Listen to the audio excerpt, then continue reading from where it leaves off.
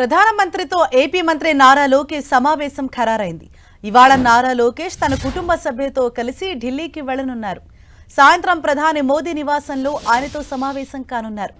ఏపీలో కూటమి ప్రభుత్వం ఏర్పడిన తర్వాత లోకేష్ ప్రధాని మోదీతో సమావేశం కాలేదు.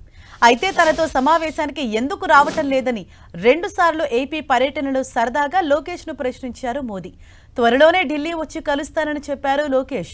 అయితే భారత్ పాక్ ఉద్రిక్తతల కారణంగా ప్రధాని మోదీ బిజీగా ఉండటంతో అది కుదరలేదు. ఇప్పుడు పరిస్థితులు సద్దుమణగటంతో నారా లోకేష్ అపాయింట్మెంట్ ఖరారైంది. లోకేష్ తో పాటు ఆయన భార్య బ్రాహ్మణి, కుమారుడు దేవాంశ్ కూడా వెళ్లే అవకాశం ఉంది. అయితే ప్రధాని మోదీతో నారా లోకేష్ ఏం చర్చించనున్నారు అనేది ఇప్పుడు ఆసక్తి రేపుతోంది. ఢిల్లీ పర్యటనకు సంబంధించి మరిన్ని డీటెయిల్స్ అందించేందుకు మా ప్రతినిధి రవిచంద్ మనకు అందుబాటులో ఉన్నారు.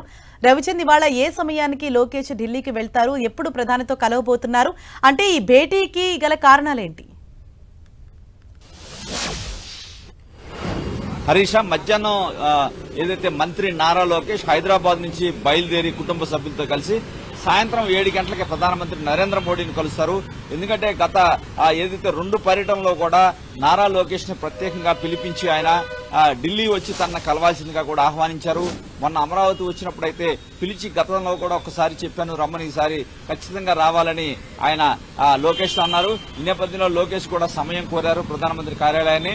ఈ సాయంత్రం 7 గంటలకి లోకేష్ కుటుంబ సభ్యులతో కలిసి వెళ్లి ప్రధాని నరేంద్ర మోడీని కలుస్తారు. అయితే ఈ సందర్భంగా కొన్ని రాజకీయపరమైన అంశాలు కూడా వస్తాయని చెప్పి టీడీపీ వర్గాల్లో ప్రచారం జరుగుతుంది. ఎందుకంటే కూటమి ప్రభుత్వం వచ్చాక ఆంధ్రప్రదేశ్ లో అభివృద్ధికి సంబంధించిన ఒక నివేదికను కూడా నారా లోకేష్ ప్రధానమంత్రికి అందజేస్తారు. ఎందుకంటే మొన్న ప్రధాని వచ్చారు, ఆంధ్రప్రదేశ్ రాజధాని కావచ్చు, పోలవరం కావచ్చు, ఈ ప్రభుత్వం వచ్చాక ఏ విధంగా యువతకు ఉపాధి కార్యక్రమాలు జరుగుతున్నాయి, కొత్త పరిశ్రమలు ఆంధ్రప్రదేశ్ కి పెట్టుబడులు ఏ విధంగా వస్తున్నాయి, ఆంధ్రప్రదేశ్ ప్రభుత్వ పాలనకు సంబంధించిన ఒక నివేదికను నారా లోకేష్ ప్రధానమంత్రికి ఇచ్చే అవకాశం ఉంది.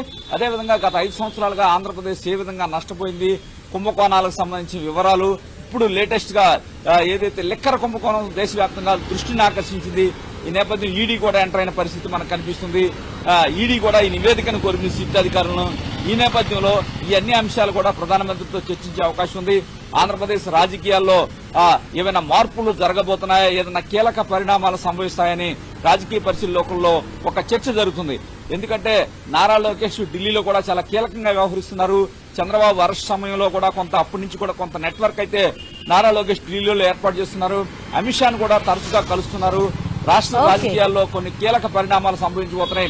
అందుకే నారా లోకేష్ పర్యటన కూడా కారణం, దానికి అనుకూలంగా ఏదో ఒక నిర్ణయం అయితే ఉంటుందనే అభిప్రాయం అయితే ఆంధ్రప్రదేశ్ రాజకీయ వర్గాల్లో జరుగుతుంది.